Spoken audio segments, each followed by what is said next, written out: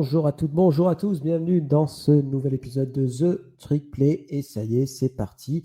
Ce sont les previews. Enfin, ça sent le retour du collège football. Première émission donc de présentation de la saison. Et pour ce faire, je suis avec Maxence. Salut Maxence. Salut Baptiste, bonjour tout le monde. Et on va faire plaisir aux fans de UCF, puisque notre première équipe dont on va parler cette année, donc ce sont les Knights de UCF, ton équipe de cœur Maxence. Ouais, effectivement, on va démarrer avec eux, c'est prévu. On attaque avec du lourd, hein, vous Ouais, on avez attaque vu avec ça. du, ouais, voilà, on attaque avec du très très lourd et après derrière, on s'occupera des petites équipes. On va commencer par les favoris de la saison, donc UCF et C'est Oklahoma ça, State, puis après voilà, c'est on ça, passera aux exactement. équipes dont on s'en fout. On fait nos équipes, comme ça on revient tout de suite sur la saison de nos équipes et on n'y pense plus après, tu vois. Exactement. Parce que Euh, oui, parce que c'était compliqué. On a des saisons d'ailleurs un peu équivalentes avec à une UCF. victoire près, on a des saisons similaires, hein. En fait, la différence, c'est que UCF a réussi à gagner pendant sa série de défaites, ce que Oklahoma State n'a pas réussi à faire, parce que on fait un démarrage en 3-0. Mhm. Bon, c'était pas contre des très grosses équipes, mais il y a notamment cette victoire à TCU en troisième semaine où on était mené 35-10, un truc comme ça, et on gagne 36-35. Et à ce moment-là, je me suis dit, ah putain, ça y est, on arrive enfin à gagner ce genre de match, parce que l'année dernière, parce que en 2023, le nombre de matchs où on perdait le fil très vite et on n'arrivait pas à revenir, il y en avait eu un paquet. Le nombre de matchs aussi où on se faisait comeback, il y en avait eu. Et là, c'était nous qui faisions le comeback. Donc je me suis dit, vas-y, on est en 3-0, on a réussi un comeback à TCU. Et puis en fait derrière, l'équipe s'est complètement écroulée. On s'est fait allumer par Colorado, on s'est fait allumer par Florida, et puis derrière, c'était le cirque qui a commencé. KJ Jefferson, qui était le transfert de l'année du côté du UCF au poste de quarterback, a fait un bid. Je crois il se fait bench après le match contre Florida ou pendant le match contre Florida. On a viré notre coordinateur défensif Ted Roof en cours de saison. Et Gus Malzahn n'a pas survécu à cette saison puisqu'il a été viré juste derrière la fin de la régulière, qu'on termine donc avec 4 victoires et 8 défaites, ce qui fait mal quand on sait qu'on démarre à 3-0. La défense a été atroce, ça a été une des pires défenses du pays, notamment contre la passe. Faut savoir que les QB qui nous affrontaient avaient en moyenne 64% de complétion. Donc c'était horrible. Il n'y avait pas de stabilité au poste de quarterback. On a eu 4 gars qui ont été titulaires. Donc on a eu KJ Jefferson, Jacurry Brown, le freshman A.J. Colson et Dylan Ritzke. Bon, ça, les 4, il n'y en a aucun qui a vraiment marché sur la durée. Ritzke, c'était pas trop mal à un moment donné, puis ça s'est vite revu dans le rang. Les receveurs ont été très décevants aussi. Et en fait, la seule satisfaction du côté du CF, ça a été RJ Harvey, le running back qui est parti du côté des Broncos au deuxième tour à la draft, qui fait 1400 yards et qui a vraiment été la seule satisfaction du programme en 2024, avec aussi l'ambiance autour des matchs et tout. Les supporters ont quand même continué à venir et la bounce house a continué à être quand même un stade assez sympa. Mais voilà, c'est la fin de l'ère Gus Malzahn. Et c'est pas plus mal parce que en vrai, ça faisait 2-3 saisons que ça piétinait et là, ça a été le coup de grâce pour l'ancien coach d'Auburn.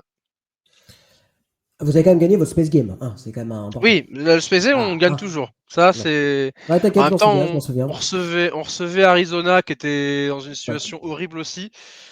On choisit plutôt bien nos adversaires pour les Space Game parce que on arrive toujours. Je crois qu'on est invaincu d'ailleurs depuis que le Space Game a été Je crois mis bien. en route depuis 2017. Je crois que c'est en mis en route. Ouais, voilà.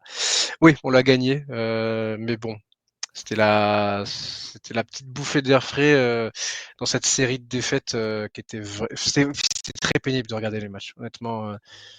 Bon, voilà. Et donc il a fallu Alors toi, prendre un nouveau coach. ton ressenti très rapidement de cet Ergus Malzahn quand même qui venait, bon, il s'était Mais fait ça virer d'Auburn, on est d'accord, mais commençait c'est pas quand même un trop gros nom, mal. quoi. Honnêtement, ça commence. Moi, j'avais de l'espoir parce que je me dis c'est un gars de Power 5, il avait gagné un titre national. Voilà, il sait comment ça marche en Power 5 et honnêtement, il avait mis une belle atmosphère autour du programme. j'aimais bien l'image qui était renvoyée au début, tu vois, et puis au bout d'un moment, je trouvais que c'était un peu trop forcé. Et bah, en fait, oui, on est arrivé en Power 4 en Big 12, donc forcément la concurrence était plus la même qu'en American. Mais le fait, tout, pendant toute la durée de l'Argus Malzahn, c'était on joue bien, offensivement, c'était très plaisant à voir. C'était une espèce de truc un peu up tempo. Il y avait même Triple Podcast, je me souviens, vous aviez fait il y a 2 ans une loupe sur la façon dont UCF jouait, le no-huddle, tout ça, au niveau des courses, tout ça, du run game. Donc c'était, mais en fait, à chaque fois qu'il y avait ces matchs importants dans une saison, charnières dans une saison qui arrivait, qui était censé te faire basculer dans une grande saison. Je pense qu'il y avait un match contre Louisville où Dylan Gabriel se blesse d'ailleurs. Il y avait eu l'entrée en Big 12 l'année d'avant. Le, un match contre Navy. Il y a toujours, en fait, là où tu es censé passer le step, ne plus être juste une équipe sympa à regarder et un vrai contender à la conférence et un vrai contender à un gros bowl, ben, ça se chiait dessus, ça en foutait partout et ça rentrait dans le rang. Et ça a été ça tout le long. L'entrée en Big 12, ça a été ça aussi. Et la saison dernière, bah, en fait, bah, ce match contre Colorado et ce match contre Florida juste derrière, c'était exactement ce genre de match où si tu les gagnes, tu bascules tout de suite dans une grande saison parce que tu bats Prime, Shedeur Sanders, Travis Hunter et puis derrière tu tapes Florida chez eux. Bah, tu aurais gagné ces 2 matchs, tu aurais eu tout de suite, on se serait dit, OK, le programme, ça y est, la culture d'un vrai programme de Power 4 est là.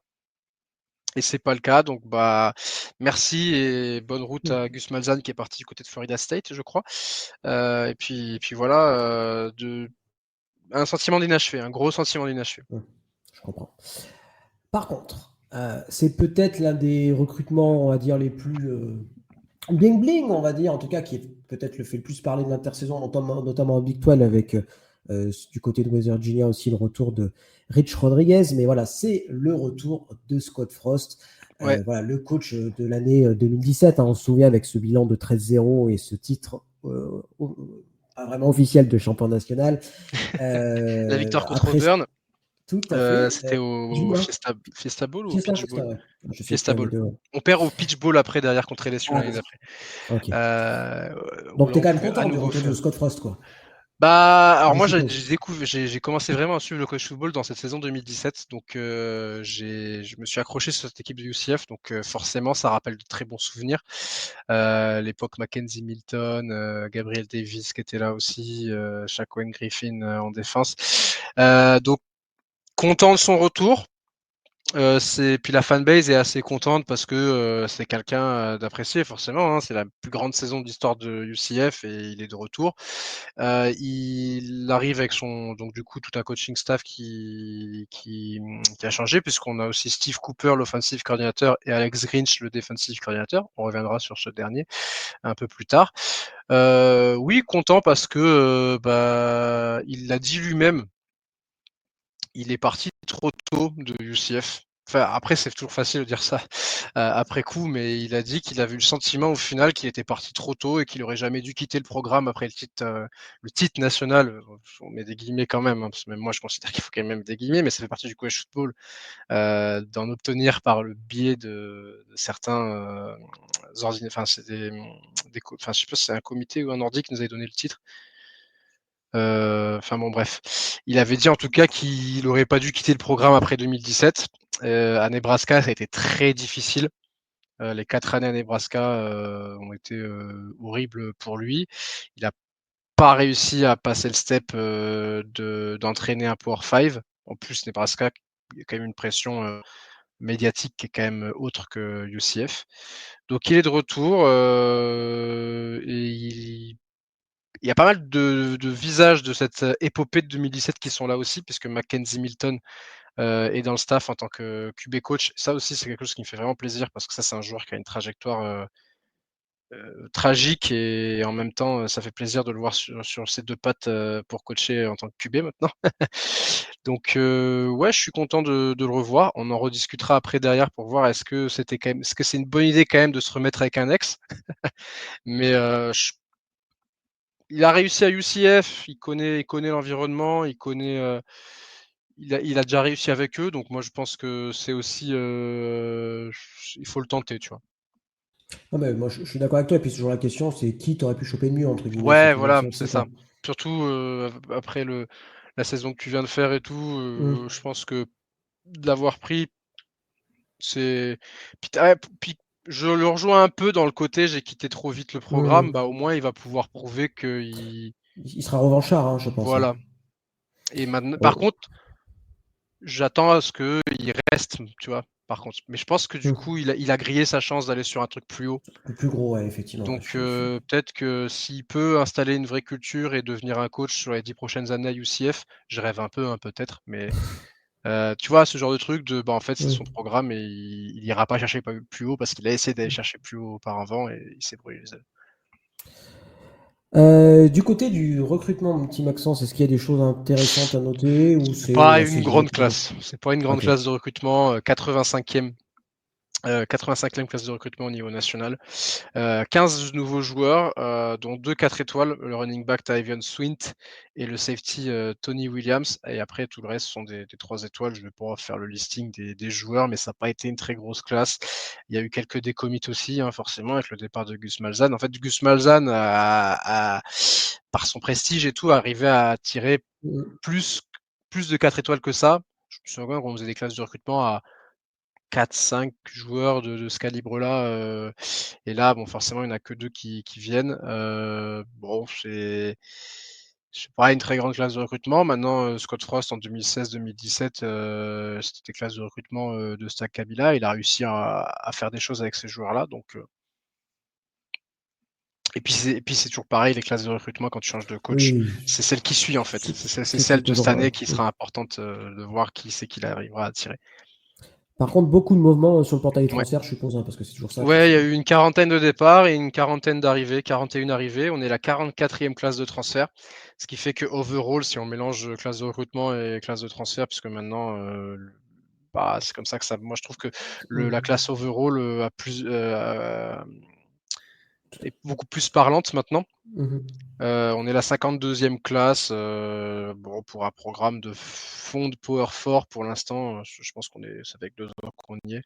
Je trouve ça honorable, 41 arrivées. On va en parler des arrivées, notamment beaucoup d'arrivées importantes en défense et également dans le corps de receveur et sur le poste de quarterback. Très bien, très bien. Alors, est-ce que tu peux nous faire un petit état des lieux, sans rentrer voilà, forcément dans les détails, mais qui vont être les joueurs clés au niveau offensif et défensif? Alors, bah déjà, on est orphelin. On est orphelin de RJ Harvey qui Ça, était c'est sûr, ouais. notre moteur durant les 2 dernières saisons. C'est Miles Montgomery qui était son backup, le running back. Donc Miles Montgomery qui aura tous les projecteurs sur lui. C'était son backup l'année dernière. Il avait fait une bonne saison. De manière générale, les running backs sous Malzahn à UCF arrivaient à se montrer et à bien produire. Donc il a quand même un corps de running back, je trouve, Scott Frost, qui est pas mal. Et le transfert Jadon Nixon, là Que je également connais running bien, back, qui que je était connais avec. bien. Ouais, il était chez toi aussi avant. Ah, il était chez nous avant d'aller sur Western Michigan, donc Voilà, je le il a connais fait un une belle peu. saison avec Western Hum, Michigan. Il avait ça fait m'étonne plus de pas. milliards. Plus de milliards avec les Broncos de Western Michigan et donc il arrive chez nous. Donc la concurrence ça va être là entre ces deux joueurs pour le poste de running back 1, mais on sait que dans le college football, c'est toujours bien d'avoir un Ah, bon c'est clair, duo de ouais. running back. Donc les deux, je m'attends à ce que ce soit les deux moteurs de l'attaque parce que le corps de receveur a entièrement changé. Figure-toi, Baptiste, que tous les receveurs qui ont catch au moins un ballon l'année dernière en match, il n'y en a plus aucun. Putain. Ah bah ça, de toute Donc, façon, je pense que ça va être on va ouais, dire, une chose qui va revenir vachement souvent ouais. lors des. Vous attendez pas à avoir un Dave Sharp qui reste quasiment le même identique. Ils ont graduate, ou ils sont partis en NFL comme Kobe Hudson, ou ils ont transfert. Et donc, du coup, il va falloir qu'un leader émerge. Donc là, j'ai du mal à vous dire qui vont être les joueurs clés parce que je pense que même les coachs, en fait, ils vont voir qui va émerger du Fall Camp. Les 3 noms à retenir dans ce que j'ai lu, donc on a DJ Black et Douane Thomas Jr. qui sont 2 transferts. Et on a le freshman Wadden Charles, son nom revient aussi beaucoup. Donc dans les différentes analyses que j'ai pu lire. Donc voilà les 3 noms, mais bon, il peut y avoir d'autres joueurs aussi qui sortent du lot. Mais honnêtement, au poste de receveur, ça va être un peu la surprise de voir qui va être le leader de cette escouade. Et du côté de la défense, du coup, quels vont être un peu les joueurs à La suivre, les défense, joueurs à voir? la bonne nouvelle, c'est qu'au niveau des edge, on a nos 2 edge titulaires qui reviennent. Malachi Lawrence et Nijalik Kelly, 10,5 sacs à eux deux en 2024, et ils seront accompagnés de Sincere Edwards qui arrive de Pitt, qui est un transfert assez intéressant honnêtement. Et puis après, on a beaucoup transféré au niveau des linebackers et des defensive backs. On a notamment le linebacker Cole Kozlowski qui arrive de Colgate, qui était le deuxième meilleur plaqueur de FCS, et le safety Philippe Dunham qui arrive de Florida Atlantic. Donc voilà, au niveau des joueurs un peu que j'ai noté, il y avait aussi Jair Brown, le cornerback, qui était passé par LSU notamment. Donc on a autant chez les edge, c'est des gars qui étaient là l'année dernière à part Sincere Edwards, autant chez les linebackers et dans les defensive backs, on a beaucoup utilisé le portail des transferts et il vaut mieux parce que le backfield défensif l'année dernière était absolument hideux à UCF. Donc c'est bien de régénérer avec du 109 et de joueurs confirmés aussi, plutôt que de pas dire de lancer dans le bain des freshmen qui seraient pas forcément encore prêts. Donc voilà les quelques noms qu'il faut retenir. Et puis on va parler. J'ai pas parlé de QB parce que pour l'instant, et ça c'est la question qu'on va aborder en premier, si tu veux bien, c'est l'identité du quarterback titulaire à UCF, puisque à l'heure où on parle, 1er juillet 2025, les Fall Camp et compagnie n'ont pas encore commencé. On ne sait pas encore qui va être quarterback titulaire. Donc il y aura une bataille entre 3 joueurs pour le poste. Sous les ordres donc de Mackenzie Milton qui va être QB coach. Et ça va être assez cool de le voir en bord de terrain de retour à la bounce house. Ça va être un grand moment ça aussi dans la saison. Donc la bataille elle va se jouer entre 3 joueurs. Jacurry Brown qui a start 2 matchs l'année dernière avec UCF mais qui n'a pas été sensationnel. Il a été bench d'ailleurs derrière ça. C'est un dual threat. Donc si Scott Frost veut jouer avec un quarterback qui est capable de courir, il pourrait se diriger vers Jacurry Brown. Il n'a pas fait une très grosse production l'année dernière. Il n'a pas montré grand-chose, mais pendant cette off-season, c'est un des QB qui s'est le plus montré. Donc il va falloir qu'il continue sur cet élan pendant le fall camp et pour espérer voir le poste de titulaire parce qu'il a 2 transferts qui sont arrivés à Orlando et qui sont beaucoup plus expérimentés que lui. On a Cam Fancher qui a été starter 2 ans à Marshall puis à Florida Atlantic l'année dernière. Donc c'est le QB qui a le plus d'expérience dans la room. Mais il a jamais vraiment marqué les esprits honnêtement dans son passage à Marshall ou Florida Atlantic. Ça n'a pas été non plus un monstre, mais c'est le QB avec le plus d'expérience. C'est plutôt un producteur à la passe, un peu moins à la course. Faudra voir est-ce qu'on part sur un QB comme lui ou pas. Et enfin le dernier joueur, c'est Taven Jackson, qui est un ancien 4 étoiles, passé par Tennessee et Indiana. Il a été titulaire pendant la saison 2023 du côté d'Indiana. C'est celui qui a le plus gros potentiel et c'est celui qui est pour l'instant le favori pour avoir le poste. Donc on verra. On verra lequel de ces trois-là sera le titulaire. Et toi, si tu as, voilà, pour toi, c'est Taven Jackson, tu Jackory penses, Brown, j'ai vu ce que ça a donné. ouais. Après, apparemment, après, je suis pas dans le. Malheureusement, je suis pas aux entraînements, donc mais de ce que j'ai lu, il a progressé et plutôt bien pendant cette off-season. Donc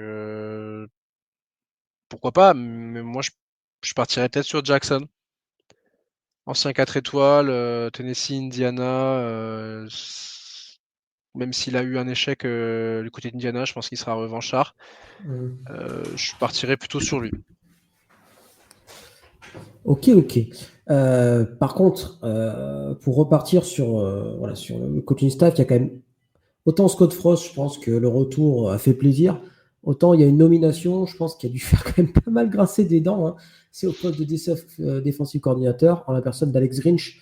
Alors Alex Grinch, pour ceux qui ont un peu oublié qui c'était, c'est l'ancien défensif coordinateur de Wazoo, après d'Oklahoma, après du USC. Et ce qu'on peut dire, c'est qu'à Oklahoma et à USC, ils étaient bien contents de s'en être débarrassés. Donc, toi, Maxence, ton ressenti de cette embauche, est-ce que tu penses que ça va être catastrophique? Est-ce que tu penses Ouah, que ça me c'est fait encore peur. à prendre? C'est Ouais. le truc qui me fait le plus peur de la saison. C'est un pari. C'est un pari parce que le passif de ce coach est horrible, honnêtement. Et je pense que c'est sa dernière chance en Power 4 pour lui avec UCF. Maintenant, il récupère une défense qui a été catastrophique l'année dernière. Donc, est-ce qu'il va quand même réussir à l'améliorer ou pas?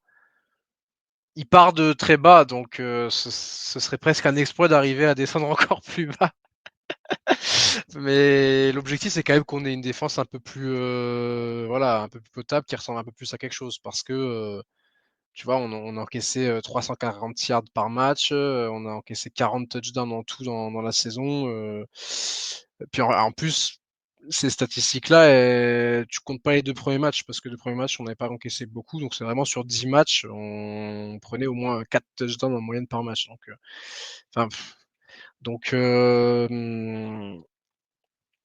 ouais, ça n'a pas très bien marché, ça n'a pas du tout marché à USC, ça n'a pas du tout marché à Oklahoma. Ses dernières bonnes saisons, c'était avec Washington State, donc 2015-2017. Mais ça commence à faire, ça va faire 10 ans quand même. Maintenant, c'est un coach qui a une mentalité assez agressive en défense, qui aime bien avoir des joueurs rapides, donc je pense avec les transferts qu'ils ont fait et tout, il y a moyen d'arriver à avoir cette défense-là. Et puis, Scott Frost parlait de similitudes avec son parcours, parce que c'est peut-être aussi pour ça qu'il l'a pris en fait. Il disait qu'il voyait dans le parcours d'Alex Grinch un peu le même parcours que lui, c'est-à-dire un gars qui n'a pas du tout réussi au plus haut niveau du college football et qui est revanchard. Donc j'espère qu'ils vont bien s'entendre et que les deux vont réussir ensemble, tu vois. C'est un gros pari, j'espère que ça va pas être un flop. Et maintenant, je suis pas très confiant et j'attends de voir sur le terrain comment ça le fait. Je m'attends toujours à. De toute façon, la seule certitude qu'on a, c'est au niveau du pass rush, c'est au niveau des edges, au niveau de la ligne défensive, puisque les gars sont de retour et ça a été la seule garantie l'année dernière en défense. Donc, il faudra s'appuyer là-dessus. Et puis derrière, au niveau des linebackers et des cornerbacks, j'espère vraiment que les transferts qu'on a fait venir ont été des bonnes pioches et qu'on va pouvoir être une défense agressive. Donc agressive, ça veut dire quoi? Qui arrive à faire beaucoup de pics, qui arrive à provoquer beaucoup de turnovers. Et puis même si on encaisse des yards, il faut qu'on soit capable de faire les plays en défense pour récupérer la balle. C'est un peu comme ça quand tu veux jouer agressif. Et puis j'espère que ça va fonctionner, mais bon, Ouais, c'est t'es pas hyper emballé quand même. non, je suis pas hyper emballé. Honnêtement, pas hyper emballé. Après, les deux sont un peu dans la même situation. C'est un peu leur dernière chance en Power 4. Donc, vas-y, avec l'énergie du désespoir, peut-être que ça va le faire. Effectivement. Bon, Puis ce Maxence, sera je te son propose de... premier, puis ce sera Pardon. son premier fusible à Scott Ouais, Frost, c'est clair. ça c'est sûr. C'est clair. Bah, il Peut-être pour sera ça qu'il prêt l'a à, pris je d'ailleurs. pense qu'il sera prêt à sauter. Oui, c'est ça. Peut-être pour ça qu'il l'a pris. Il dira, vous voyez, on gagne pas à cause de lui. Et puis, bon, on verra. Possible, fusible. Maxence, je te propose de passer sur les pronos sur la saison, si ça te va, ou Ouais, tu as quelque chose à bien sûr. rajouter? Qu'est-ce que. Non, Scott Frost, voilà, juste préciser qu'il a signé jusqu'en 2029. Donc il y a vraiment la volonté qu'il reste, puis j'espère qu'il va réinstaurer la culture qui est apparue pendant son passage à UCF, c'est-à-dire une vraie culture de la gagne. Alors c'était en conférence pendant American, oui, c'est ça, quoi, American Athletic Conference. Donc pas la même adversité, mais en tout cas, l'attaque sous Frost, ça a été très, très plaisant à voir. Donc j'espère que on se remettra à kiffer aussi offensivement. Et puis Scott Frost, j'ai confiance, Alex Grinch un peu moins en fait. Ok, ok. Eh ben, on est parti pour faire une petite projection sur la saison. Donc, Ouais. 12 matchs de saison régulière, 3 matchs out of conference contre Jacksonville State, North Carolina AET, donc c'est une HBCU, donc une fac du FCS, et North Carolina, un beau petit duel là contre North Carolina. Puis après, 9 matchs de conférence, Kansas State, Kansas, Cincinnati, West Virginia, Baylor, Houston, Texas Tech, Oklahoma State et BYU. Ouais, pas de match à domicile à la suite à partir des matchs de conférence, on va alterner. Par contre, ça vous fait quand Et même, ça vous fait quand même 1, 2, 3, 4, 8 matchs à domicile, c'est ça? C'est pas mal ça. 7 matchs, 7 matchs à 7 matchs à domicile, domicile. et donc 5 à Euh, l'extérieur. Et ah oui, bah vous avez pas mal de matchs à l'extérieur en Big 12, effectivement. ouais, c'est ça. Ton petit prono perso sur ce Ça doit être une schedule. année de reconstruction. C'est l'année 1 de Scott Frost 2, si je peux dire. Donc le but, c'est d'atteindre un bowl. Le but, c'est d'atteindre un bowl. Après, voilà, c'est une année 1, donc je pense qu'il faut pas non plus avoir des attentes trop élevées. Donc c'est pour ça qu'il faut atteindre un bowl. Et le fait d'avoir 7 matchs à la maison rend cet objectif abordable. Je trouve en Mhm. plus de ça que, de manière générale, nos matchs à la maison sont tous jouables.